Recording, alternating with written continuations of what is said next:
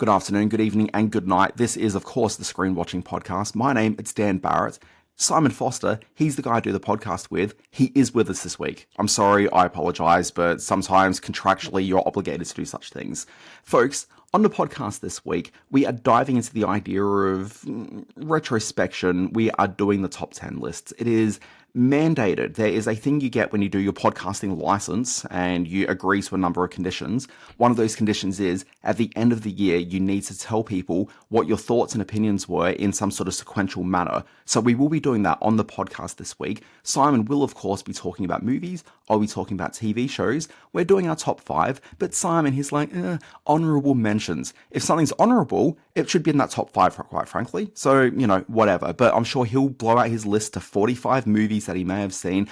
3 of them will have been released in cinemas. 2 of them you may have even have seen.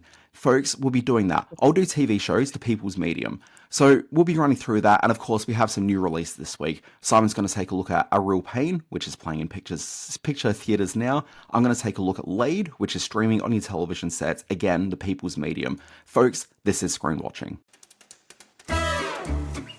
This is not like TV, only better. Television! Teacher, mother! Secret lover. What, that's it? That's your movie? Well, I said that I had an idea for a movie.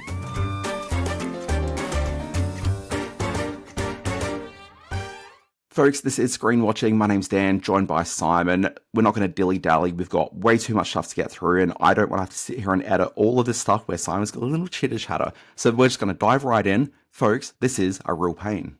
Your call has been forwarded to an automated voice messaging system. Boner is not available. Hey, Benji, I just got to the airport. I really hope you left already. Oh, God, you made it. What's up, cuz? I got some good shit from when we land. Wait, you're not, taking weed into Poland, are you? Oh, yeah. Benji? They don't give a shit about that stuff, man. I think they very much do give a shit about that. Oh, yeah. So, Simon, did you want to talk on this podcast at some point? Yeah, let's do it. Simon, tell us about A Real Pain. Hello, everyone. Welcome to Screen Watching. And yes, I will be reviewing A Real Pain right now, apparently. Jesse Eisenberg writes and directs this film in which he and Kieran Culkin play 2 cousins who travel through Poland with the ultimate goal of visiting their late grandmother's birthplace, her home where she grew up before she moved to America.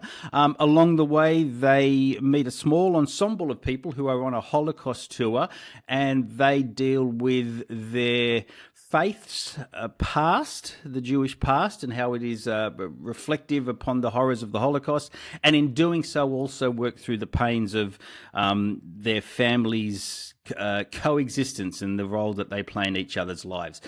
If I make that sound a little bit dry, it is not. This is a wonderfully entertaining and very moving film in which Kieran Culkin, who's already sort of doing the rounds of the award circuit and being nominated left, right and centre for his performance, and Jesse Eisenberg, who proves as adept with character and emotion and comedy behind the camera as he's often been in front of it, play a pair of people who are certainly odd couples, though close by family, but who in their own company and with the shadow of the Holocaust looming over them on this entire trip, touch some real human and universal and very personal emotions as well. In the cast of a relatively small cast, you'll find the wonderful Jennifer Grey, who we do not see on screen enough and who's entirely unrecognisable as a woman who's also travelling on the Holocaust tour. You will find Charles Melville. I hope I got his name right. He's the young man... Will Sharp. I get the two of them confused. Will Sharp from White Lotus Season 2, who plays a very proper British gentleman who's the tour guide, not of Jewish faith, and that becomes a point of contention between Kieran Culkin and him at a certain point. They are terrific as a group. This is a story that melds generational grief, inherited grief, from generations before, as well as the personal tragedy of families as they exist when they lose a matriarch, as they've done here in this case with the grandmother, who was very closely tied to the horrors of the Holocaust. So this is a a story about personal revelation about two guys who are sort of finding their own place in the world. One's a family man, one's a drug addict, and his behavior as an addict is very recognizable early on, but the revelation of the pain that he suffers makes it a very human story. So all the acclaim that this film is getting is absolutely worth it. A Real Pain is in fairly wide release for a film of this sort of introspection. The trailer pumps it up as a kind of an odd couple comedy, and there certainly are those moments, but also expect to be really, really moved by their adventures. Called A Real Pain. Yeah, I think it's playing wide release because it's got two sort of fairly, as far as celebrities go these days and movie stars, this is as close you get to a movie star in the modern age. So Yeah, it's they're certainly pretty got that going bankable it. for sure. Yeah. And I also think that if it was any other given time of the, in the last couple of years where there were maybe more movies around, I don't think this would necessarily have gotten like your event cinemas release. I think it'd be playing purely your Dendies and Palaces and Angelicas of the world. But, certainly the dearth of films. There's also a lot of holdover stuff at the moment. Wicked is still doing big business. Sonic 3 has done big business. Moana is proving to be. So there's a lot of cinemas that are really full. The tradition of Boxing Day being a big release date is still true, but this year there's been some smaller sort of art house films that have really taken a lot of the cinemas. Parthenope is out there, the new Paolo Sorrentino one. The new Almodovar film with Tilda Swinton is in cinemas as well. So Simon, this is honourable mention conversation. Let's just tone that down. Relevant conversation. We've got stuff to get through, folks. If you want to do your 15,000 films of 2024 list, we've got to get through it. Sure, okay. Folks, there's a new TV show playing. It's called Laid. You can find it streaming in Australia on Binge, and it's on Peacock in the US. Here's a clip of it. Here I am after 20 years of dating, 33 years old, on the phone with a Lyft driver at 2 a.m., trying to figure out if I'm standing on the northeast corner. Don't take this the wrong way, but you're choosing to suggest a much prettier woman. What the? Hi, are you Ruby? Yes. Ruby. How'd you know? We have an appointment. Yes.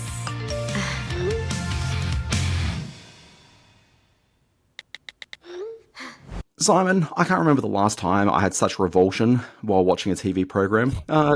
This is certainly one of them. So look, one of my big problems in the world is, one of my big problems with, we'll say just TV comedies. Let's not keep it as broad as the world. Let's just say TV comedies. Okay. Is characters of whom don't act like real normal people do. Characters of whom are written to serve as just vehicles for what's perceived as jokes. And sometimes that can work if the jokes are actually funny. But when the jokes aren't landing at all, and you just got characters who are acting terribly and are just sort of nasty people with no redemptive qualities, and I don't mean redemption as people. I think you can be redeemed as a bad character on screen by having a likability to you where the audience kind of want to revel in your awfulness. I think that is definitely valid. But what you've got is some really charmless performances with some really lousy script writing, which leaves a really tired, just, oh God, what would you say? I want to say craggly. That's the word that's coming to mind. It's Craggly? It's sort of creaky. It just kind of feels like the sort of TV comedy of like about 10 years ago, which everyone would have said, this is amazing, just because we hadn't really seen this kind of thing before. But we've seen this sort of thing so many times that this is just a lumbering zombie of a TV program at this point. And zombie to the point where it's a remake of the Australian TV show Laid. It was a program about a young woman who discovers that somebody that she'd slept with in, years gone by has died. She then finds out that a number of people she'd slept with also dead. She does that thing that people do when they discover they've got an STD. Look, so I hear, I certainly do not know anything about this myself. But Hey, we've all been there. wait, no, we haven't all been there, Simon, but... So, look, so it's that thing that people do, you got an STD, you have to tell all your previous partners, hey, look, this is the thing that you may possibly have. So she's gone around saying, hey, look, there's a good chance you might be next dying. So that's the premise of the show. It was fairly charming in Australia. And the reason it worked in Australia was I think the writing was just stronger. You had a very likable lead with that lady whose name isn't Emma, but she always reminds me of Emma Tom from the late 90s as a Australian newspaper columnist. I don't really know how I know who Emma Tom is, but she was certainly a person really. around. I think she just has the same hair maybe. I don't even remember. I probably got the hair wrong. For some reason, I just linked. I don't know. I'm off his tangent. Focus. Come on, focus. Pull it in. But this is the thing with the show. I just want to talk about anything but the show because, as I said, really charmless performances. The jokes just don't really land, and I just kind of wish people, had a bit more of an option of things to watch in that 1 week where this is the only show that's on. I think it is telling that they just dropped all episodes all at once at the dead point of the year where Squid Game is the only thing really up against it. Don't mind the cast. Stephanie Hsu has done some good work, of course. And Zosha Mamet and Michael Angarano are 2 names that I know and respect, but maybe they deserve better material. Zosha Mama, I think, she was kind of okay in Girls, where the character sort of met her strengths as a performer, but I don't think she's a particularly charming screen presence. And that certainly, look, okay, I didn't want to say this phrasing, but look, I'm going to say it. Okay, I've been trying to hold off from saying it. If you've got a sex comedy, okay, which is what this is a show that's sexually explicit. It's very frank about relationships, about the way that people have lust in their hearts and other parts of the body. Yes. Okay. As a viewer, you kind of want to have sex with the people that are on screen as well. They kind of have to have that sort of animal magnetism. Stephanie Hsu, is it who or Sue? How do you pronounce it? Sue, I'm not sure. We'll say Sue. Yep. Stephanie Hsu, I think, can be incredibly charming on screen. I've seen her in quite a few things post Everything Everywhere All at Once. Okay, and certainly she was a big draw card for this. But while I think she's got a lot of likable qualities, and certainly in real life, you may feel that magnetism with a person because chemicals and whatnot. Sure. On screen here, she's written as such an unlikable, terrible person. Okay, that it's hard to necessarily have that sort of thing as a viewer where you're going, oh, hello. It's just not there. Wow. Okay. Yeah, and so that's a big problem with a show like this. Sorry, I know it's crass. I apologize for being sort of very mannish here. You've got to speak your mind. That's the reality. And also, sorry, people, but you may have noticed through Hollywood's sort of, 3,000 years of history at this point, people like seeing attractive people on screen. People like to have the idea of, yes, I would like to sleep with that person on screen. Wow. That's the thing that drives movies and TV shows. I'm sorry to be the first person in history of cinema to vocalize it. Wow, you're really trying to bring this podcast down from the inside, aren't you? We're going to get emails about that. No, I understand what you're saying, and it takes someone like Dan Barrett to say it, one of the world's most attractive men. So, having said all that... You know what? People are attracted to truth, Simon. They are attracted to truth. All right, so Laid, which is on binge, probably not worth your time and effort. Get out to the movies and see A Real Pain, which I think is probably your better bet. I think so as well. Not even having seen it. All right. Well, let's do what the people are here for, Dan Barrett. They are here to hear our 5 favourite films and TV shows of 2024. And we do want to stress the point. Do we have a sting here? We don't have a sting for this sort of stuff anymore, do we? Okay, so we're stressing the point that this is our favourite films. These are our personal favourites. So you may not see all the big Oscar films. You may not see the ones that are featuring in all the trades, as they say in the press.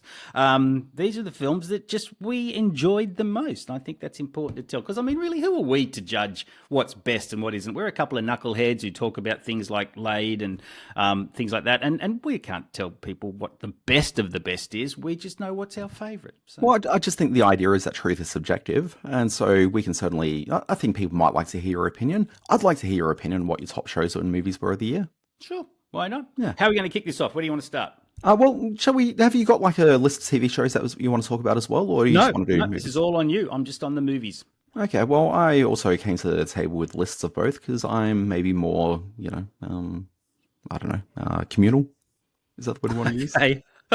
Sure, okay. Let's do that. I just follow the running sheet. I didn't know we were doing the 5 and 5, but we can talk it up. Look, let's do TV shows first because I'm going to throw you a very quick list of movies and not give much insight. Sure. But, okay, TV shows, again, we're just doing the top 5 of the year. And if you want to read my full 10, hit up alwaysbewatching.com on Tuesday because they'll be in your inbox. Anyway, my top 5 of the year, and I'm not going to go too far into it, but The Diplomat, I just thought was exceptional TV, and I'm not numbering these at all. This is just 5. Okay, because, what's a number? Okay, The Diplomat, I've been making this big argument for the last sort of year and a half on this podcast and elsewhere to anyone that'll listen to me on the streets. I think that there's a big desire by a lot of viewers to say goodbye to the idea of, it's really an 8-hour movie. Instead, I think people want TV to feel a bit more like TV. I think people like the idea of how TV used to feel in the 90s, where you could get a full experience from an episode and it would be sort of fairly accessible accessible, but I think people like a little bit of edginess to a drama as well. And that's what The Diplomat is. To me, this is a program that if TV had not embraced streaming or the sort of cable revolution of the early 2000s, and instead you just saw sort of NBC and ABC and CBS produce those high quality dramas they were doing in the 90s, and that evolution continued, I think we'd reach something like The Diplomat. The Diplomat, it's that show about the UK diplomat. It's about political intrigue. It's about US-UK relationships. Let's face it, Kerry Russell. Rufus Sewell, who, look, it's not all just Kerry Russell, because Rufus is really, really good in it as well. It's got this really tight supporting cast, and second season took what worked in the first season and just kept doing it. It made my list last year. It's absolutely making my list this year. Or maybe it was the year before, I don't remember. There was strikes sort of delayed things a fair bit. But anyway, really high quality drama. Evil returned for its fourth and final season. Again, this is another show that just goes out there and does the business. There is no stranger, more interesting, more funny production. It's probably the scariest thing that I saw on TV last year, not in this last year. It's the funniest thing I saw. It's the thing that made me think the most. Evil I think just week after week managed to deliver, and it's just a strange, weird TV program. It's hard to recommend to people because it's just odd. Either you'll connect to it or you won't. And Simon, it shocks me that you have not really watched this. You've been talking about it for 3 years now, and I've seen like 5 episodes, and it's good. Yeah. Curb Your Enthusiasm returned for its final season. I think it did 15 seasons over 45 years? I can't remember. But anyway, it came back. Again, just high quality through. I think there was one dud episode in the season, but no show made me laugh more than Curb Your Enthusiasm. The Agency, this was the US spy drama set in the UK with a bunch of sort of very European-orientated spies around the place. Remake of the French drama series of the same name. It's just smart, adult, sophisticated drama. Cast of the year, I'd say. The cast of the year with people like Fassbender and Gere and the team, and Jeffrey Wright in there. Yeah. Look, completely. This gripped me from the outset, and we're just a few episodes in, and already it's made my list. I'm completely smitten with this as a drama series, because you know what? I kind of miss the olden days where things would get made for adults. Yeah, they were good days, weren't they? Back Yeah. in the old days when things, we ignored the children and let them go outside and play. Yeah, TV's for grown-ups, I'd say. And maybe it's just Richard Gere coded. I always felt as a young person that an adult grown-up movie starred Richard Gere, and now he's doing TV shows, so maybe it's the same. Is that 5? No, 5th show. One more. English Teacher. It came out of absolutely nowhere. There was absolutely no buzz around this comedy. It's an FX comedy from the US. This is a show which I don't know if people have I don't know if the English Teacher series is quite popped in the way that maybe it would have a couple of years ago, where everyone was just kind of hyper onto it. I think everyone's so locked into Netflix these days that if it's not on Netflix, it just has a bit more of an uphill struggle in terms of zeitgeist. But English Teacher, it is a show about a gay man who's a English teacher in Texas. It is not in Austin. It's in one of the sort of regional sort of cities around Austin, which means that the progressiveness isn't necessarily there. So as a gay man trying to live life as an out person, he suddenly finds a reception amongst the sort of teenagers who don't care that he's gay, but suddenly have their own very progressive agendas in mind, or are wildly traditional in other ways that he can't necessarily accept as a sort of fairly progressive person in his mid-30s. He's got a female best friend who's very sort of, progressive, of a similar sort of generation, has that same sort of push and pull with her students. And then he's got everyone else in the town around them who are just a struggle to deal with on a regular basis. No show is funnier or more charming than English Teacher. And will it be back for a second season? Not sure, because the star of it may or may not be cancelled right now. Who can even tell in this day and age? That's news to me. I might have to look into that. Maybe you should read my newsletter sometime. Maybe Jesus. I should occasionally. Simon Foster. To me, those are the 5 TV shows of 2024. And, there's a few others I'd probably mention along the way as well, if we did 10. Simon, what are your top 5 movies? All right, I'm going to weigh into it in a similar way. I'm not going to put them in any kind of 5-to-1 order. I will also have an extended list on my screen-space.net site in the days ahead. I'll be including some of the films that, as you referred to, were seen by 2 or 3 people, or only played at festivals, or have a whole lot of award acclaim, but nobody's watching them. I'm really focusing in on the films that I had a great time watching at the movies this year. In no particular order, I'm going to kick off with Kinds of Kindness. This is is the Yorgos Lanthimos film, which starred his ensemble, people like Emma Stone, Willem Dafoe, the guy who wore the pink glasses in Civil War, which makes my top 20 but not my top 5. Jesse Plemons is the person I'm thinking of. Kinds of Kindness, I think, is Lanthimos' best film, and he's won. So did you say Jesse Plemons wore pink glasses in Civil War? Yeah, he was the killer in Civil War. But he didn't have pink glasses. Yeah, he did when he was bumping off the two guys near the river. He was wearing glasses? Yeah, famous for his pink glasses. I don't think he was famous for the pink glasses. It's the first I'm hearing of it. Sorry, go on. Kinds of Kindness was an anthology film which is an interwoven set of stories that was just dazzling to watch. It was as individual a piece of filmmaking as I've seen all year, and I just responded to it in a way I haven't other Yorgos Lanthimos films. Was it Poor Things? And even The Favourite were films that I kind of saw the conceit of and saw the styling of, rather than the cleverness of the script or the acting. With Kinds of Kindness, I think he absolutely hit the mark in every regard. So I love Kinds of Kindness. Next on the list is The Substance. This is the Demi Moore, Margaret Qualley film directed by Caroline Fouget, the French director, which speaks to aging and trying to stay young and how consumerism takes advantage of that and the horrors that can extend from that. It's hilarious in parts. It is graphically bloody in parts. It is a real body horror classic, this one. And the two of them together, Demi Moore especially, and Margaret Qualley in just a great physical performance as well. She gives her all. They're lining up.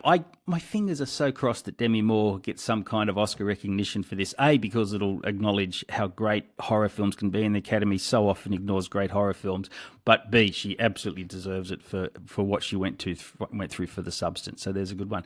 Here's one that I think you're going to rankle at a little bit, and I include this because it is my favourite film. It's not necessarily the best films. I'm going to put Saturday Night in there. The film that recounts the first night that Saturday Night Live goes to air. I'm a little surprised that the guy whose name I can't remember, and it's probably because I can't remember his name. Jason Reitman? No. The lead actor in it who plays Fabelmans. Yeah, from the Fabelmans, isn't getting Gabriel. Is it Gabriel someone? Isn't getting a bit more acting award love, because I thought he was terrific in grounding this film. His impersonation of Lorne Michaels was spot on. I just found this a wildly entertaining film. The energy, the propulsiveness. I know we bickered a little bit on air in our podcast when I said I liked it this much, but I just found it really entertaining. That's why it's in I probably wouldn't put this in my best films of the year or put it further down the list of my best films of the year, but as a favourite. And here we go. Honourable mention, My Old Ass is another one I'd put in there. Not the best film of the year, but one that I absolutely adored while watching it. So that's a big plus. Yeah. I talked about it in the review that I gave for My Old Ass, but I kind of feel as though that film would have worked better if it wasn't such a star playing the older version of her. I think it overshadowed what was pretty strong about that movie. It took a very sort of quiet, lo-fi film and I think sort of amplified it a bit too much. I am going back and forth in my head right now what order I put these in. Well, there is no order, but I feel kind of obliged to. Okay.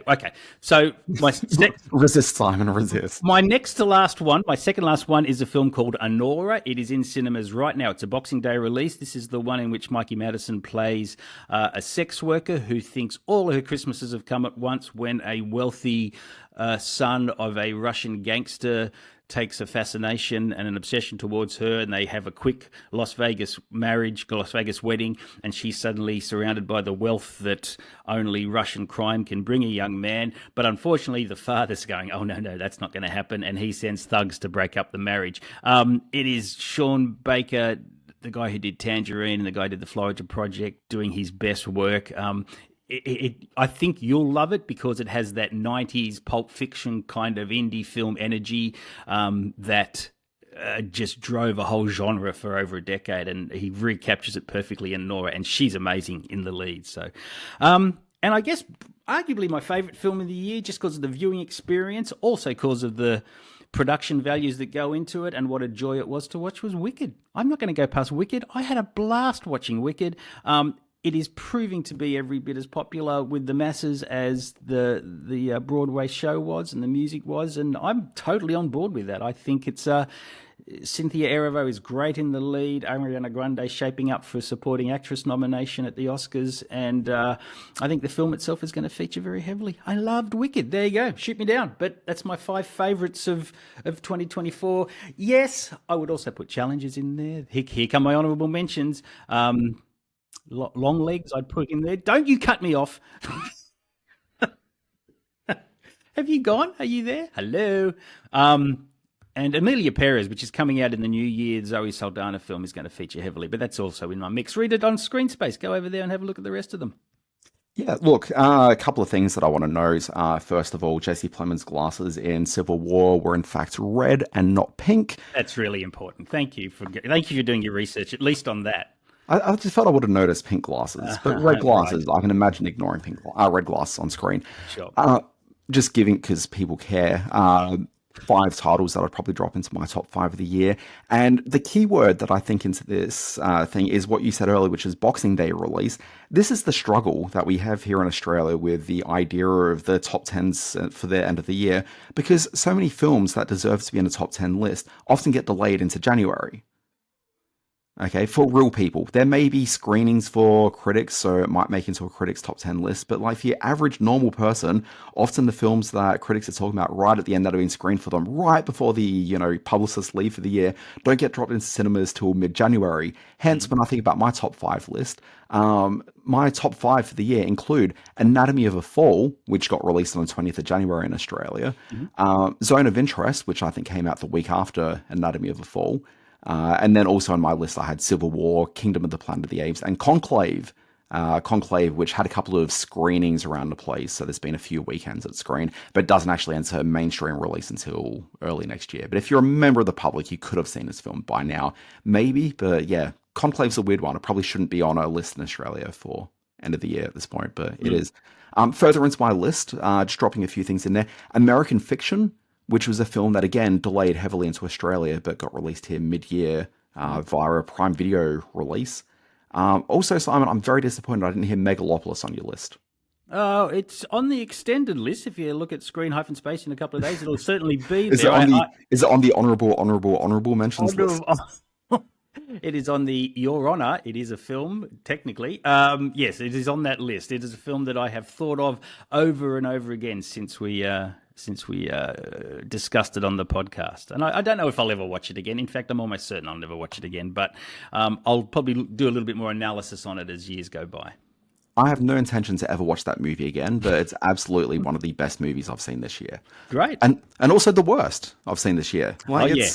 Yeah. It ran the gamut, that's for sure. It definitely ran the gamut. Yeah, I don't think you can be a serious film critic and say that a film that swung that wide and missed so significantly in such an entertaining way shouldn't be on a top 10 list. Oh, absolutely. Yeah, no, totally agree. Yeah. I'd rather watch a big, bold folly, I love my follies, like that than just another churned them out studio production. There's a couple of great documentaries I should mention. In that film, the spirit of cinema is alive. Absolutely right. And before you mention documentaries, I just want to ask, have you seen Juror number 2 yet? Yes, I have. Yeah. And does it make your honourable list? No, it doesn't. It was a hugely entertaining film. It was, for a guy who was 90 years old when he directed it, it is a film that Clint Eastwood finds his most entertaining bit of pulp sort of storytelling along the way. So yeah, no, I thoroughly enjoyed that. I had a big week as well. I watched Juror number 2. I watched Conclave, as well as A Real Pain. So there's some quality films out there to catch up with. And Conclave didn't make your list. Didn't make my top 5 list.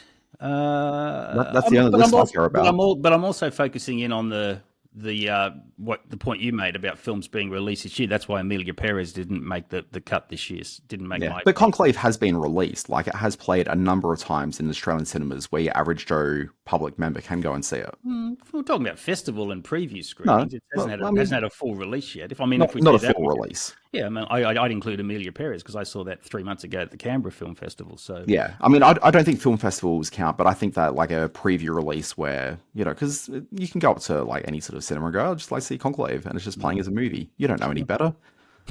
Sure, okay. Yeah.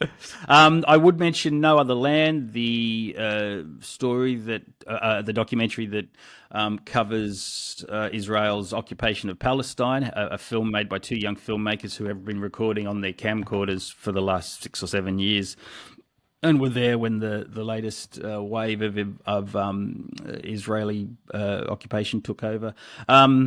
It's a really, really powerful documentary, as is Four Daughters, which is the story of a matriarch who's trying to raise four daughters in a very patriarchal society. So there's some good stuff out there. Did Challenges make your list in any way? It's in my 10. In your 10? And look, I would say in most years, Challenges would not make my list. It's just that this last year, I saw fewer movies than I think I've seen in the cinema, including in COVID years. Mm-hmm. Okay. I just saw so few films because there were so few films that I was interested in seeing at the cinema.